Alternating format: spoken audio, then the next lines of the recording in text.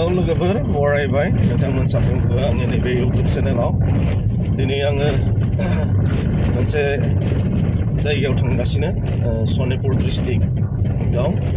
Sonitpur district प्लास बिदिनो हा गोदान आरोना अनसाइपुर होननाय जायगायाव थांगासिनो दायो आङो दिनैनो नोंथांमोननो भिडिअ दिन्थिलांनो नाजागोन आङो बेयाव मा खामानियाव थांदों बेखौबो आङो नोंथांमोननो दिन्थिगोन नोंथांमोना नायलांबाय थाबानो जाबाय आरो माखासे जोंहा बे अनसाइपुर ओनसोलनि लामा सामा आरो न' बां आङो बेफोरखौबो दिन्थिलांनो नाजागोन नोंथांमोना नायलांबाय थाबानो अब्ला आङो देखायलांबाय थानो आङो दिन्थिलांदों नोंथांमोननो लामाखौ नोंथांमोना नायलांबानो जाबाय माबायदि नै दंफां दलं बेयो जोंनिथिंथ' दंफां दलं नुला नाथाय बिथिं दंफां दलं दाबो नुनो मोनगोन आरो बिदिनो आङो लामानि नुथायखौ दिन्थिबाय हादान होनना बुङो बेखौनो नाथाय हादानमोन बियो दायो हादान नंला मा होनना बुङो गोबां डेभेलप जाबाय जोंनि बर'फ्रा नोंथांमोननो आङो दायो गामिनि नुथायफोरखौ दिन्थिलांदों जोंहा गय दंफां बिदिनो गोबां ग्रोम ग्रोम जाबाय दिन्थिलांगोन नैबे जोंहाबो मोनसे दिन्थिदों नै बिथिं गोदान न' बनायबाय थादों दे बे सेन्टारा गिदिरानो मा सेन्टार बेखौ नामखौ मिथिथ'ला जोङो सोंनाय जायाखै नालाय उनावहाय आङो सोंनानै नोंथांमोननो फोरमायनो नाजागोन नायलांबाय थादो आरो अनसाइपुर मोननो मथा मथि 10 किल'मिटारसो दंबावो जानांगौ बेनिफ्राय जोङो थांबाय थादों लामाया थारमाने गोबां हामा सेन्टारानो आरो बेयाव स्कुलबो दङ जोंहा नै मा बेयो सालफार बुद्धिस्ट फरायसालि ना गोबां गिदिरानो सेन्टारा देरबाय डेभेलप जाबाय नै बेखौ खब्ला सेन्टार होनना बुङो दे खब्ला सेन्टार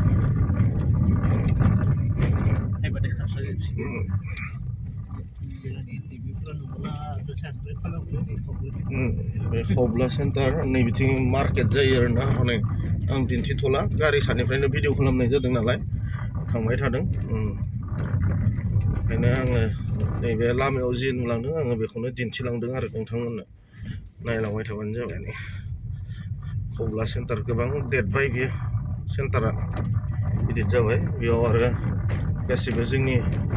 बर' सुबुंफोरानो बेयाव बेबहाय खालामो दुखान गासिबो जोंनि बर'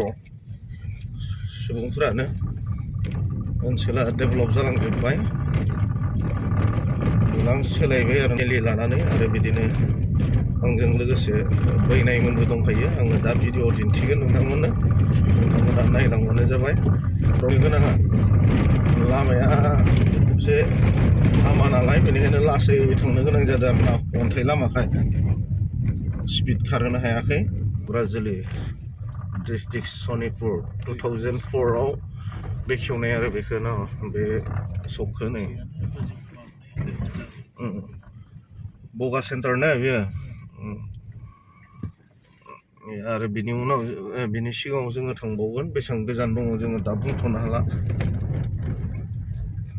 दासिम जोङो मेन हाइवेनिफ्राय नेसनेल हाइरडनिफ्राय जोङो 30 किल'मिटार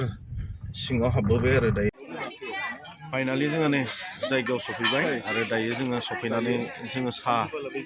लोंग्रोदों आरो ओमफ्राय आं गुबुन भिडिअ लाथ'वाखै लागोन आरो आङो दिन्थिलांनो नाजागोन दा जोङो नै सफैनानै जोंहा साहा लोंबाय आरो जों दा साहा लोंग्रोदों ओमफ्राय आरो बिदिनो आङो बेयाव मा खालामनाय जायो आङो दिन्थिलांबाय थागोन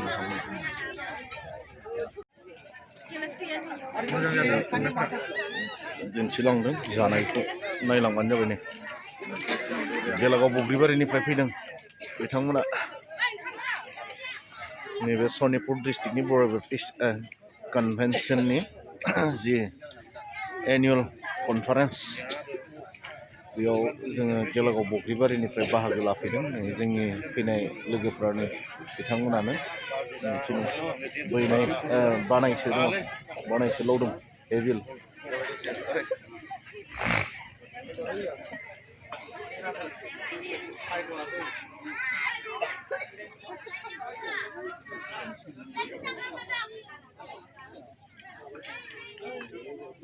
बिदिनो गुबुन भिडिअ आरो नोंथांमोननो दिन्थिलांबाय थागोन नायलांबाय थागोन ओमफ्राय ओइ खोमाबारियाव थाङा बियायाव खालानि बियायाव जेबो गैया ओइ माबा फोनायमोन रोगानो मोनाखै बे खोनाला बियो खोमाया खोनाला खोनायो ओमफ्राय आंखौ सिनाय मोनदों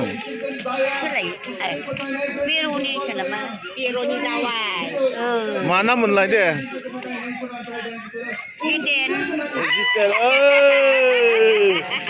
गोसोआव दोङो माथो दे गोसोआव दोङो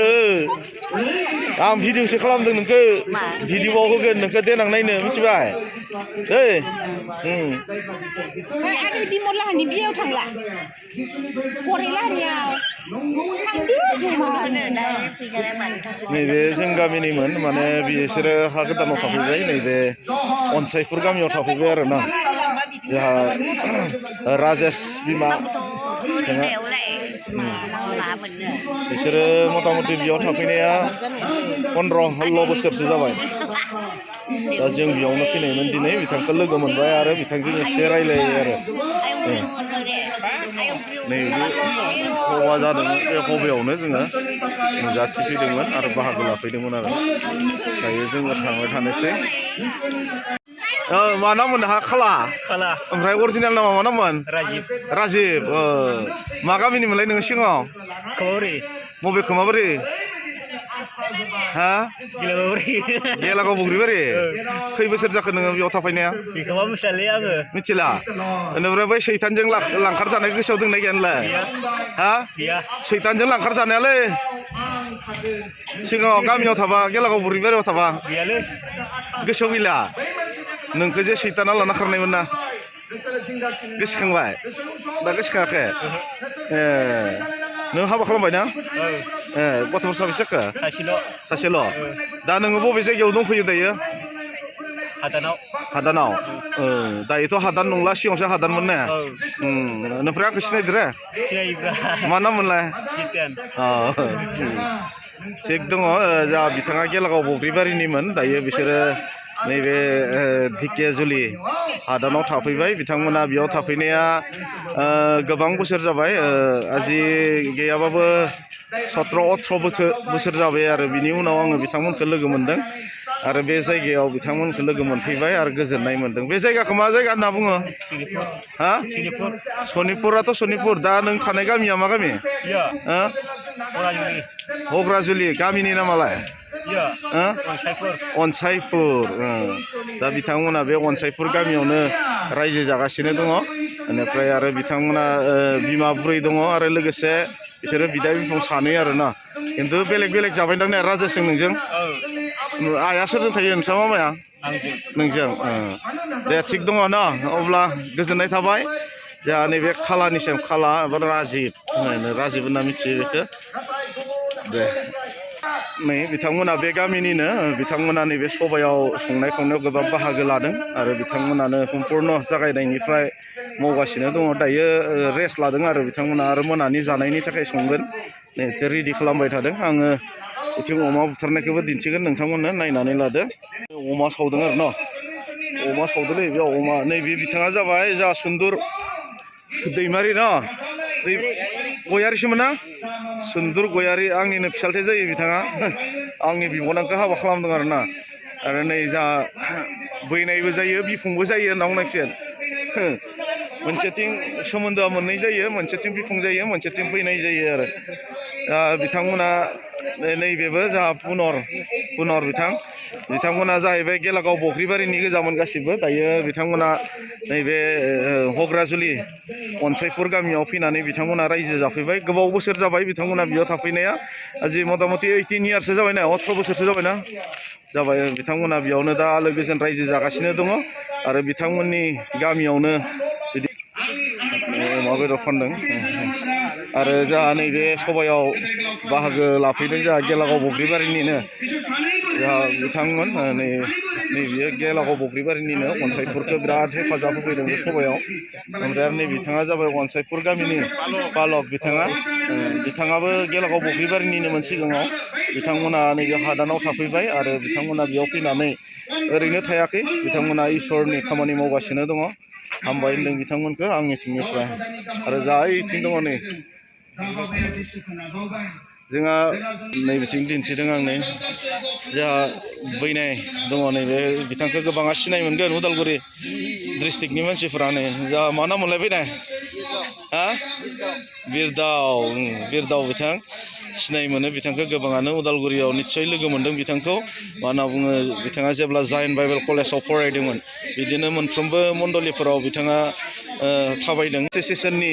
सभायाव बेनो गिबि खेब बाहागो लादों आरो इस्सा खालामदों आं फैगोन बोसोरफ्रावबो जुदि खबर मोनोब्ला बे सभायाव बाहागो लानो थाखाय नाजागोन आरो बिनिनो आङो माखासे भिडिअ नोंथांमोननो दिन्थिलांगोन नोंथांमोना नायलांबाय थाबानो जाबाय ना फानदों बेयाव ना नै बिथांमोना गेलागाव बग्रिबारिनिफ्राय फैनानै नैबे सभायाव बाहागो लाफैदों बिथांमोनाबो हेफाजाब होफैदों बेनि थाखाय बिथांमोनखौ हामबायदों आरो बिथांमोना ना लांगोनदां बिथांमोना ना नायबाय थादों नाखौ लांगोन नामा बायनानै हादाननि नाया गोथावबो जानो हागौ सेवनाय नङादां लांजागोन नायाथ' खुरसा गोजासो न'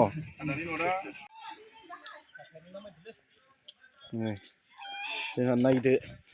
हादाननि बर' गामिया माबायदि जाखो माबायदि जाखो नै हादाननि बर' गामिया खिन्थु हादान होनना बुंला आरो दायो बेखौनो साहा बागान साहानि गेजेर गेजेर गय नै गयफोरा माबायदि थायदों नेक्स्ट बोसोरावबा बियो बहुद फिथाइ थायगोन आरो नै गोबां डेभेलप जाबाय आरो ना हादानब्लाबो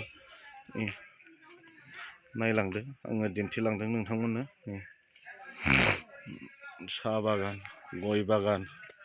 ग्रोम ग्रोम जाजोब्बाय आरो नै आङो दिन्थिदों बिथांमोना जोंनि उदालगुरि गेलागाव बग्रिबारिनि गामिनिनोमोन आरो बिथांमोना दायो नैबे जिथुनाखि ढेकियाजुलि हग्राजुलि हादान नैबे जायगायाव थाफैबाय बिथांमोना गासै बे जायगायाव थाफैनाया 19 इयार जाबाय आरो ना 19 बोसोर जाबाय 19 बोसोराव बेसेबांखिनि डेभेलप जाबाय आरो बेफोर गामिफोरा जेब्ला आङो बे गामियाव फैदोंमोन बे अब्लाना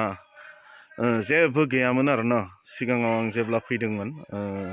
आङो आजि 12 बोसोरसो सिगां जेनेबा बे जायगायाव आलासि जानो फैदोंमोन नाथाय बे समाव न'फोरानो मोजां नङामोन बायला जिलामोन नाथाय दायो नायदो जोंनि आगुनि जि गामि नुथाय बिदिनो सेम जाबाय दायो नै नायलांदो नै बेयो दैखर दैयाबो ओरैबायदि मोजां साफा गोथौथार दैया बिदिनो नोंथांमोना नायना लागोन नै बिदि पाका न'फोरबो जाजोब्बाय आरो ना दिनैनि टिमा नै बिथांमोनानोमोन नै नायनानै लादो जोङो गेलागाव बग्रिबारि गामिनिफ्राय जोङो नैबे हग्राजुलि अनसाइपुर गामियाव फैनाय टिमा बिथांमोनानोमोन आरो माखासे दङ जोंहा सार्चआव दङ बिसोरो दाबो ओंखारबोआखै नै आं जोंहा जायफ्रा बेयाव सफैबाय आङो बिथांमोनखौ दिन्थिदों नै नायलांदो नै टिमा बेसेबांखिनियानोमोन आरो दंबावो माखासे दायो जोङो थांनो जमा जाबाय जोङो दायो जोङो ओंखारलांनोसै आरो ना लासैनो लामायाबो गोजान नालाय आरो लामाया बांद्राय मोजां नङा स्पिड थांनो हाया आरो ना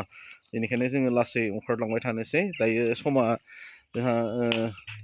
3:30 जाबाय जोङो ओंखारलांजेननोसै आरो अब्ला आङो दिनैनि भिडिअखौ गोबाव खालामला आङो बेसेबांखिनियावनो दोननोसै जुदि नोंथांमोना भिडिअखौ नायनानै मोजां मोनदोंब्ला जुदि अननानै लाइक कमेन्ट शेयार खालामनानै होगोन लोगोसे साबस्क्राइब खालामगोन होननानै आङो आसा खालामो अब्ला बेसेबांखिनियावनो दोनथ'बाय दिनै भिडिअखौ बाय बाय टाटा